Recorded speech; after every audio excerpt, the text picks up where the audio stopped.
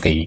इमाम नसाई की शहादत दिमश्क में अहले शाम के हाथों मार मार कर कत्ल किए जाने का वाक़या पर मुहद्दिसीन व मौरख़ीन के दरमियान इख्तलाफ मौजूद है। इमाम नसाई की शहादत का मशहूर बयान, सबसे ज़्यादा मशहूर रिवायत यह है कि जब इमाम नसाई दिमश्क पहुँचे तो लोगों ने उनसे फ़ज़ाइल मुआविया बयान करने का मुतालबा किया। इमाम नसाई ने फरमाया, मैं मुआविया के लिए सिर्फ ये फजीलत जानता हूँ कि नबी सल्लल्लाहु अलैहि वसल्लम ने फरमाया, अल्लाह इसके पेट को न भरे। इस जवाब पर अहले शाम उन्हें इतना मारा कि वो शदीद ज़ख्मी हो गए और फिर उसी हालत में मक्का जाकर वफ़ात पाई। ये रिवायत सीर आलमुन नबला, ज़हबी, तारीख़ दिमश्क, इब्न असाकिर और दीगर कुतुब में आई है। बाज़ उलमा की तरतीब चंद नाकदीन ने कहा कि यह वाक़या इतना पुख्ता नहीं है। इब्न खलकान वफ़ियातुल आयान जिल्द 5 सफ़ा 311 ने इमाम नसाई के बारे में कहा, वो सन 303 हिजरी में रमला फ़िलिस्तीन में वफ़ात पा गए। यहाँ उनकी शहादत का जिक्र नहीं। इब्न कसीर अल बिदाया व निहाया जिल्द 11 सफ़ा 123 ने भी लिखा कि वो रमला में फौत हुए और मारने का वाक़या की तरफ इशारा कमज़ोर है।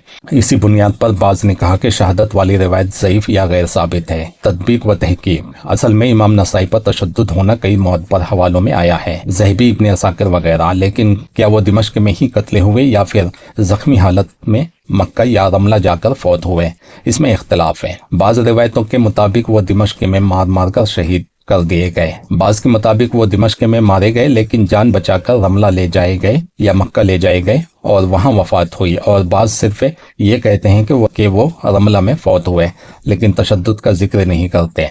तारीख़ी रवायतों में हदीसी उसूल जैसे अदल व ज़ब्त, सिकात की जाँच या जिरह व तादील लागू करने की कोशिश अगर की जाए तो नतीजा ये निकलता है कि रिवायत ज़ईफ़ या मशकूक नज़र आती है। हालांकि असल में तारीख़ी मवाद की तस्दीक के लिए तारीख़ी उसूल अलग होते हैं। यहाँ चंद बुनियादी नुकात वाज़ेह करना ज़रूरी है। मंजरनामा की अहमियत तारीख़ी वाक़ियात को समझने के लिए सिर्फ रावियों के अदल व ज़ब्त पर नज़र नहीं दी जाती बल्कि वाक़िया का सयाक व सबक, जुग़राफ़िया, सियासी हालात और मुशाहिदात भी देखे जाते हैं। तवातुर व शवाहिद, बाज़ तारीख़ी वाक़ियात के लिए मुतअद्दिद ज़राए से आमद तवातुर अहम है। अगर कई गैर मुत्तसिल मसादिर ने एक ही वाक़या बयान किया तो रिवायत की मजबूती सिर्फ रावी के अदल व ज़ब्त पर मुनहसिर नहीं रहती। तारीख़ी रिवायत का मय्यार, तारीख़ी रिवायत में असल सवाल ये होता है कि वाक़या वाकई हुआ या नहीं और कैसे हुआ, न कि हर रावी बिल्कुल मिसाली हो। इसलिए बाज़ हदीसी उसूल जैसे तमाम रावी आदिल हों या हमेशा सही नकल हो तारीख़ के लिए फिट नहीं होते। अगर तारीख़ी रिवायतों में हदीसी उसूल लगाए जाएं तो वो ज़ईफ़ या मशकूक लगेंगी और पूरे तारीख़ी मंजरनामे की तशरीह मुतासिर हो जाएगी। इसीलिए मुहद्दिसीन की जिरह व तादील के उसूल तारीख़ में उसी शक्ल में नाफिज नहीं किए जाते। इमाम नसाई को अहले शाम ने फ़ज़ाइल अली बयान करने पर सख्त मारा पीटा। ये वाक़या मुतअद्दिद मुअत्तर मसादिर में मौजूद है। वो इसी मार के नतीजे में शहीद हुए, ये बात भी तारीख़ी रिवायत में आई है। लिहाजा दुरुस्त बात यह है कि उन पर हमला हुआ था। ये वाक़या सहीहुल इस्नाद है। अलबत्ता शहादत दिमश्क में हुई या ज़ख्मी हालत में कहीं और, इसमें मौरख़ीन का इख्तलाफ है। इमाम नसाई पर अहले शाम ने हमला ज़रूर किया था, ये मुअत्तर और सही वाक़या है। शहादत कहाँ और कैसे हुई इसमें इख्तलाफ है। बाज़ कहते हैं दिमश्क में शहीद हुए, बाज़ कहते हैं वो रमला या मक्का में ज़ख्मी हालत में वफ़ात हुई। इसका इनकार नहीं किया जा सकता कि उन पर तशद्दुद हुआ था। ज़हबी, सीर आलमुन नबला।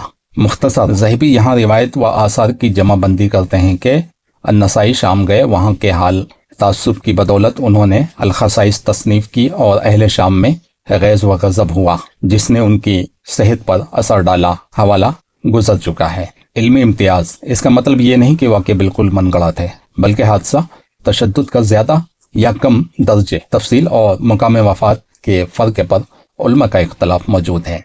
लिहाजा बाज़ मुहक्किकीन वाक़ये की तफसीली सूरत, मसलन दिमश्क में फ़ौरन शहीद हुए, को कमज़ोर या गैर मुसद्दक़ा करार देते हैं, मगर असल वाक़या हुजूम ज़रब को कई मुअत्बर तराजिम तस्लीम करते हैं।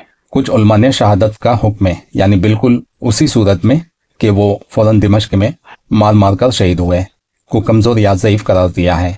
ये बात दुरुस्त है, लेकिन इसका मतलब ये नहीं कि नागुफ्ता बसूरत हमला की दास्तान बिल्कुल झूठी है। ज़्यादा मोहतात मौक़िफ़ यही है कि नसाई पर शामी तनकीदी रद्द अमल हमला हुआ। इस हमले का असर उनकी सेहत पर वाक़ हुआ और उनकी वफ़ात उसी साल वाक़ हुई। अलबत्ता मुकाम वफ़ात दिमश्क, रमला या मक्का और वक़ूअ दक्की शहादत में माखज़ का इख्तलाफ है। इमाम नसाई जब दिमश्क गए तो वहाँ के बाज़ लोगों ने उनसे कहा, हमें मुआविया के फ़ज़ाइल से कुछ हदीस सुनाओ। इमाम नसाई ने फरमाया, मैं उनकी कोई फजीलत नहीं जानता سوائے اس کے نبی صلی اللہ علیہ وسلم نے فرمایا اللہ ان کے پیٹ کو نہ بھرے۔ یہ روایت صحیح مسلم کتاب البر والصلاح حدیث نمبر 2604 میں بھی موجود ہے۔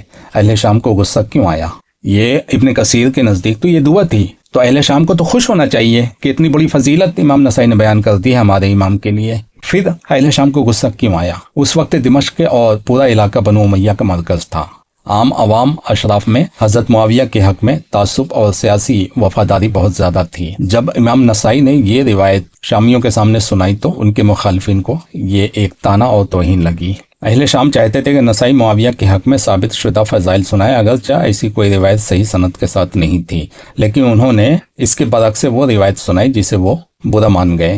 اسی وجہ سے وہ ہجوم مشتعل ہو گیا اور ان پر حملہ ہوا۔ اہل شام کو غصہ اسی بات پر آیا کہ معاویہ کے اوپر جو بددعا نبی صلی اللہ علیہ وسلم کی تھی وہ انہوں نے کیوں بیان کر دی۔ اب یہاں پر ایک سوال اٹھتا ہے کہ اگر یہ دعا ہوتی تو اہل شام بہت خوش ہوتے، مگر یہ دعا نہیں تھی، بددعا تھی، اسی لیے انہیں غصہ آیا اور غصے کی حالت میں ان لوگوں نے امام نسائی پر حملہ کر دیا۔ خلاصہ امام نسائی نے یہ حدیث اس وقت سنائی جب ان سے فضائل معاویہ مانگے گئے۔ اہل شام کو غصہ اس لیے آیا کہ وہ اس کو طعنہ سمجھتے تھے، دعا نہیں سمجھتے تھے، کیونکہ عوامی ذہن میں یہ بددعا ہی تھی۔ نبی اکرم صلی اللہ علیہ وسلم کی دعا ہو یا بددعا دونوں اثر رکھتی ہیں اور وہ دنیا ہی میں ظاہر ہوتی ہیں۔ یہی وجہ ہے کہ اہل علم کی ایک بڑی تعداد نے اس حدیث کو صریح بددعا کے طور پر لیا ہے، اور یہ بات حضرت معاویہ کی زندگی میں ظاہر بھی ہوئی۔ حدیث کی اصل حیثیت حدیث صحیح مسلم 2604 میں موجود ہے۔ نبی صلی اللہ علیہ وسلم نے فرمایا اے اللہ اس کے پیٹ کو کبھی نہ بھرنا۔ یہ دعا کے الفاظ نہیں ہیں بلکہ بددعا ہے۔ اس کا اثر حضرت معاویہ کی زندگی میں ائمہ کی شہادت۔ امام نووی شرح مسلم جلد 16 صفحہ 156 میں لکھتے ہیں یہ بددعا ہے، اور یہ حضرت معاویہ کی زندگی میں پوری ہوئی کہ وہ بہت زیادہ کھاتے تھے مگر سیر نہیں ہوتے تھے۔ ابن حجر عسقلانی فتح الباری جلد 7 صفحہ 83 میں کہتے ہیں یہ بددعا ان کے ساتھ واقع ہوئی، حتیٰ کہ وہ کہتے تھے میں کھاتا رہتا ہوں مگر سیر نہیں ہوتا۔ بعض روایتوں میں ہے کہ حضرت معاویہ دن میں کئی بار کھاتے تھے لیکن شکایت کرتے تھے میں سیر نہیں ہوتا، بس تھک جاتا ہوں۔ یہی اس بددعا کا ظاہری اثر تھا۔ ابن کثیر اور ان کے جیسے مورخین کی تعویل۔ ابن کثیر وغیرہ نے کہا کہ یہ بددعا نہیں بلکہ خصوصی دعا ہے کہ اللہ نے معاویہ کو اتنا رزق دیا کہ وہ بار بار کھاتے تھے، لیکن یہ تعویل نص حدیث کے خلاف ہے۔ نبی صلی اللہ علیہ وسلم کے الفاظ میں دعا کا پہلو کہیں نہیں نکلتا، بلکہ صریح محرومی یعنی پیٹ نہ بھرنے کی بات ہے۔ اہل شام یا بنو امیہ کے اثر سے بعض مورخین نے یہ حق سے انحراف کر کے حدیث کا مفہوم بدل دیا تاکہ حضرت معاویہ پر قدح نہ آئے۔ یہ حدیث صحیح اور صریح ہے، یہ بددعا تھی اور اس کا اثر معاویہ کی زندگی میں ظاہر بھی ہوا۔